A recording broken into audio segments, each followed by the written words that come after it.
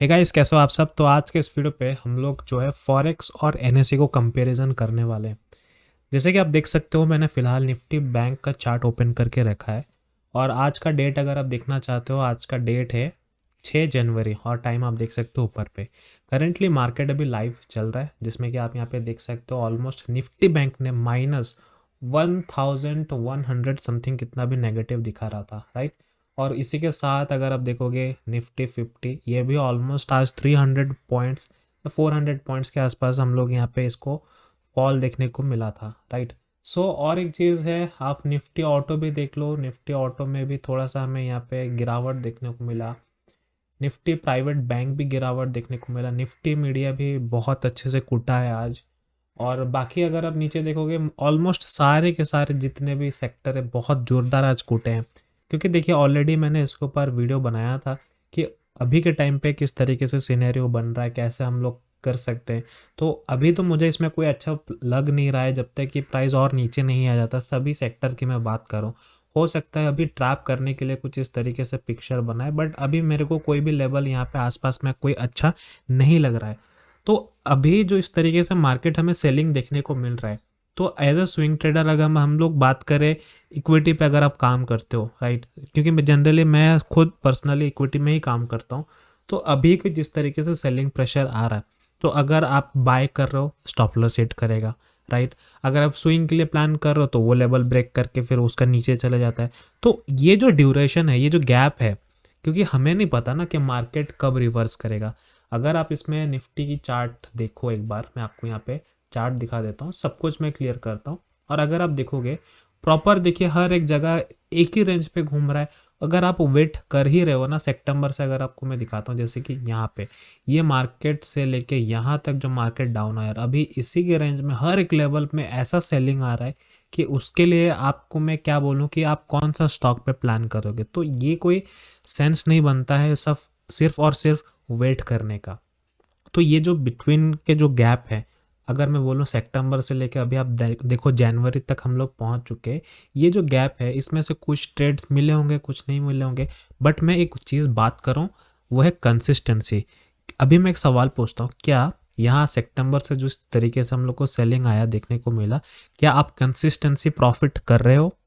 मेरा एक सवाल है, एज ए स्विंग ट्रेडिंग अगर आप सिर्फ इक्विटी में ही काम करते हो, क्या आप कंसिस्टेंसी, मतलब हर महीने कुछ ना कुछ प्रॉफिट आपका बन रहा है, क्या आप प्रॉफिटेबल हो? मैं एक सीधा सा सिंपल क्वेश्चन पूछता हूँ, द आंसर इज नो। ठीक है। अगर आप देखोगे प्राइस यहाँ से डाउन आ रहा है, हो सकता है आप ये नवंबर के मंथ में थोड़ा सा आपने बाय किया होगा, राइट। बट अगर आप देखोगे सितंबर से जो यहाँ पे सेलिंग हमें देखने को मिला, सितंबर हो गया, अक्टूबर हो गया, हो सकता है आपने नवंबर में थोड़ा बहुत पैसा बनाया होगा। क्या वो पैसा, ये जो यहाँ तक आपने वेट किया, क्या उसका रिकवरी हो गया? The answer is simple no. क्योंकि यहाँ से जो बाइंग आया ना, हो सकता है आपने यहाँ पे प्रॉफिट किया होगा, बट उसके बाद देखिए यहाँ से फिर सेलिंग आया, तो क्या आप प्रॉफिटेबल हो इस मंथ? मगर यहाँ पे देखिए दिसंबर से लेके जो जनवरी तक का भी जो पीरियड था, क्या प्रॉफिटेबल हो? The answer is no. तो ये जो बीच का जो गैप है, हम लोग क्या करें? तो इसका जो जवाब है ना, वो मैं आपको यहाँ पे दिखाना चाहता हूँ। ये आप देख लो, मैंने इसका एक अलग से टेबल बनाया है, जिसमें कि आप देख सकते हो सबसे पहला जो है फॉरेक्स ट्रेडिंग लिखा हुआ है यहाँ पे, हालांकि आपको वहाँ पे दिखाई नहीं दे रहा होगा, राइट। यहाँ पे सबसे पहले फॉरेक्स ट्रेडिंग लिखा है। ये जो पहला कॉलम है ना, ये फॉरेक्स ट्रेडिंग का है। सेकंड जो है ये एनएससी ट्रेडिंग जो हम लोग इक्विटी में करते हैं। थर्ड जो है यहाँ पे हम ऑप्शंस की बात कर रहे हैं, एनएससी ऑप्शंस की। तो यहाँ पे डिफरेंस समझने का कोशिश करते हैं।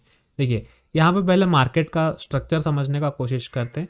फॉरेक्स ट्रेडिंग एक डिसेंट्रलाइज्ड चीज़ है, ग्लोबली काम करता है, और ये डिसेंट्रलाइज है, मतलब इसको कोई भी रेगुलेट नहीं करता है। अगर हम बात करें एनएससी की, यहाँ पे सेंट्रलाइज्ड है, इंडिया फोकस्ड है। एनएससी है, आप देख सकते हो एनएससी बीएससी जो है, ये सारी चीज़ें, ये चीज़ें देखते हैं।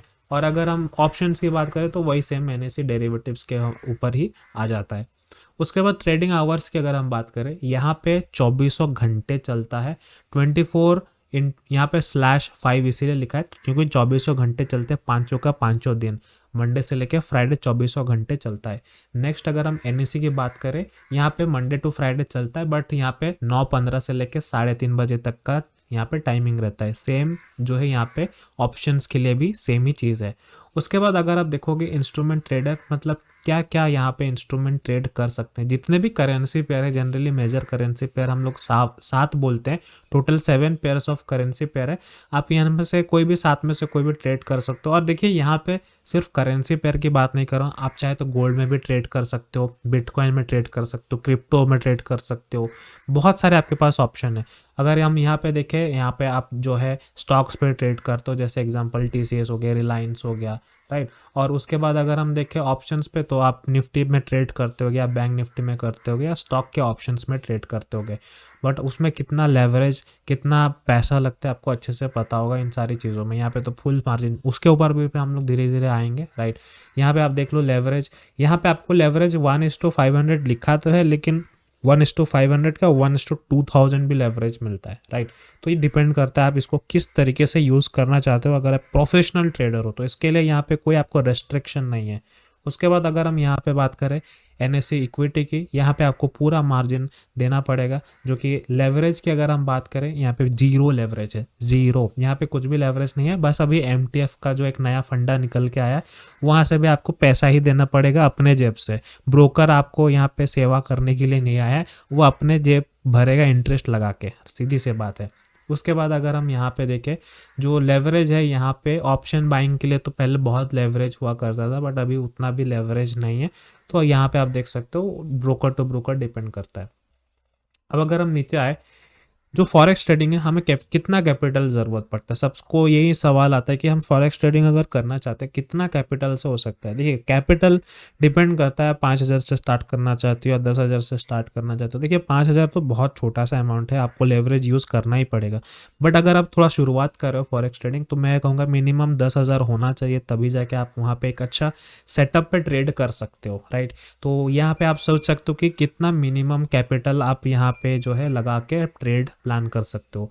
सेकेंड, अगर हम बात करें इक्विटी की, इक्विटी में आप जो है थोड़ा सा आपको पूरा मार्जिन, मतलब थोड़ा सा तो नहीं कहूँगा, पूरा मार्जिन, पूरा पैसा लेके आना पड़ेगा, तभी जाके आप यहाँ पे इक्विटी पे ट्रेड कर सकते हो। हाँ, अगर आप एमटीएफ वगैरह करते हो वो चीज़ अलग है।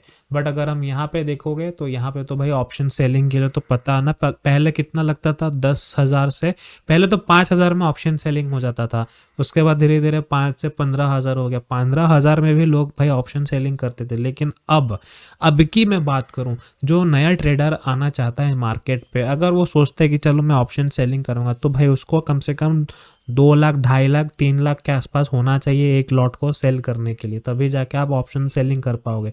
तो किसके पास है इतना पैसा, राइट। तो ये सारी चीज़ हो गई। अब हम बात करते हैं एक्सपायरी की। अब देखो यार, फॉरेक्स ट्रेडिंग में ना, जो भी हम लोग करेंसी ट्रेड करते हैं, क्रिप्टो करेंसी जो भी हो, मतलब समझ रहे हो ना, ठीक है। तो वहाँ पे हम लोग को कोई भी एक्सपायरी नहीं लगता, फॉरेक्स में कोई एक्सपायरी नहीं है।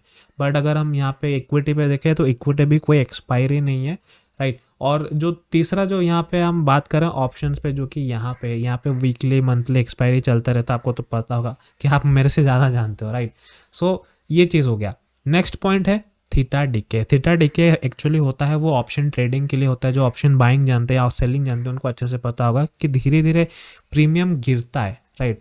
बट यहाँ पे फॉरेक्स में अगर हम बात करें ना, फॉरेक्स में कोई थीटा डीके नहीं है। आप जितना चाहो उसको होल्ड करना चाहते हो होल्ड कर सकते हो। जैसे इक्विटी ट्रेडिंग में आपको पता है कि यहाँ पे इक्विटी में कोई भी थीटा डीके नहीं लगता है। सेम अगर हम बात करें एनएससी ऑप्शन पे, तो जो वहाँ पे ऑप्शन ट्रेडिंग करते हैं उनका तो थीटा डीके लगता ही लगता है, राइट। नेक्स्ट पॉइंट पे आते हैं, ये है शॉर्ट सेलिंग। शॉर्ट सेलिंग का मतलब होता है कि मान लो आपने कोई करेंसी पेयर देखा और यूरो यूएसडी पकड़ लेते हैं। यूरो यूएसडी आपने देखा, ये मुझे लग रहा है कि कंटिन्यूसली इसमें सेलिंग जाएगा 1 सप्ताह 2 सप्ताह, तो आप क्या करोगे ना, उसको शॉर्ट करके, मतलब सेल करके उसको होल्ड कर सकते हो। फॉरेक्स में ऐसा होता है। लेकिन अगर हम बात करें इक्विटी में, एनएससी इक्विटी में बात करें, अगर आप चाहते हो शॉर्ट सेलिंग करके मैं उसको होल्ड करूं, वो पॉसिबल नहीं है। वो सिर्फ इंट्राडे आप कर सकते हो, फिर एंड ऑफ द डे में आपका स्क्वायर ऑफ हो ही जाना है। और उसके बाद हम बात करें कि ऑप्शन एंड फ्यूचर में, अगेन भाई मार्जिन का दिक्कत है। आप कर सकते हो, करो, कौन मना किया, लेकिन आपके पास पैसा होना चाहिए, पॉकेट में पैसा होना चाहिए, राइट। ये सारी चीज़ें होगी। उसके बाद अगर कॉस्ट ऑफ ट्रेडिंग की बात करें, कॉस्ट ऑफ ट्रेडिंग मतलब क्या होता है कि कितना ट्रेडिंग करने के लिए उसमें क्या क्या खर्चे लग सकते हैं at the end of the day या at the end of the trade में। अगर आप देखोगे यहाँ पे जनरल अगर नॉर्मल से अकाउंट खोलोगे फॉरेक्स में, स्टैंडर्ड अकाउंट जिसको नाम बोलते हैं एक्सनेस पे, तो यहाँ पे देखो एक्सनेस पे आपको बस बीड और आस्क में जो डिफरेंस होता है ना, वहाँ पे आपको बस स्प्रेड का जो डिफरेंस होता है वही बस चार्जेस लगता है, उसमें एक्स्ट्रा कोई ब्रोकरेज नहीं, कोई कमीशन नहीं, कुछ नहीं, एकदम ज़ीरो लगता है उसमें, ठीक है। बस आपको वो स्प्रेड का जो डिफरेंस है वही आप एक्स्ट्रा पे करते हो, बट वो भी ज़्यादा डिफरेंस नहीं है। लाइक जो स्कैल्पिंग करते हैं उन लोग के लिए थोड़ा सा डिफरेंस है, बट अगर आप नॉर्मली जो ट्रेड करते हो, स्विंग ट्रेड करते हो, उसके लिए आपको कोई ज़्यादा पैसा देने की ज़रूरत नहीं है। सेम अगर हम बात करें इक्विटी एनएससी ट्रेड की, तो भाई वहाँ पे तो पूरा एकदम आपको वहाँ पे देख लेना है कि आपका जो पीडीएफ आता है ना जो एंड ऑफ द डे में कि ये इतना चार्जेस, वहाँ पे देख लो, आप खुद ही समझ जाओगे। वहाँ पे STT, GST, SEBI charges, government charges, पता नहीं क्या क्या चार्जेस लग जाता है। Eight the end of the वहाँ पे आपको छोटा सा कुछ प्रॉफिट होगा वो आपको दिखने को मिल जाएगा, राइट। अगर हम ऑप्शंस की बात करें, ऑप्शन पे भी वही सेम चीज़ हो गया। और एक चीज़ मैं और कहना चाहता हूँ, अभी तो भाई डिलीवरी ट्रेडिंग में भी अगर आप कोई भी स्टॉक अगर आप ले रहे हो ना, पोजीशन ट्रेडिंग, उसमें आपका 20 रुपीज़ पर ऑर्डर लग रहा है, उसमें भी 18% जीएसटी लग रहा है।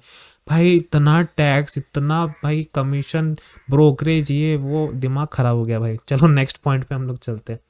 उसके बाद हम बात करें लिक्विडिटी की। भाई लिक्विडिटी फॉरेक्स ट्रेडिंग में बहुत ज़्यादा है, क्योंकि ये ग्लोबली ट्रेड होता है। मतलब ऐसा नहीं कि भाई मैं चाहूँ तो मैं कुछ मैनिपुलेट कर दूँ फॉरेक्स मार्केट पे, तो ये बिल्कुल भी पॉसिबल नहीं है, बिल्कुल भी पॉसिबल नहीं है। और हमारा इंडिया में तो मैनिपुलेशन में नंबर 1 कहलाता है, क्योंकि यहाँ पे अदानी के शेयर्स तो भाई ऐसे ऐसे चलते हैं कि भाई मुझे खुद समझ नहीं आता क्या चलते हैं। यहाँ पे अगर हम बात करें एनएससी स्टॉक पे, इनसाइडर ट्रेडिंग होता है, ये होता है, वो होता है, पता नहीं दुनिया चीज़ का। यहाँ पे लिक्विडिटी का भाई बहुत मतलब दिक्कत होता है यहाँ पे। आपने देखा होगा कि गैप अप गैप डाउन क्यों होता है, उसी की वजह से होता है। लेकिन फॉरेक्स में अगर आप देखोगे ना, लिक्विडिटी इतना भरा हुआ है यहाँ पे, कभी आपको अब गैप अप गैप डाउन देखने को मिलेगा ही नहीं, राइट। ये सारी चीज़ें थी। और ऑप्शन तो उससे भी भयंकर है, वो कब गैप अप गैप डाउन हो जाएगा, आपका अकाउंट ही खाली कर देगा ऑप्शंस पे। तो ये सारी चीज़ थी। अब नेक्स्ट पॉइंट पे आते हैं रिस्क मैनेजमेंट। भाई रिस्क मैनेजमेंट बहुत बढ़िया है यहाँ पे। अगर आपको लेवरेज यूज़ करना आता है, रिस्क मैनेजमेंट आपको आता है, तो फिर आप जो है इससे भी कम कैपिटल से बहुत अच्छा आप यहाँ पे अपना प्रॉफिट बना सकते हो, बहुत अच्छा अपना कैपिटल ग्रो कर सकते हो, राइट।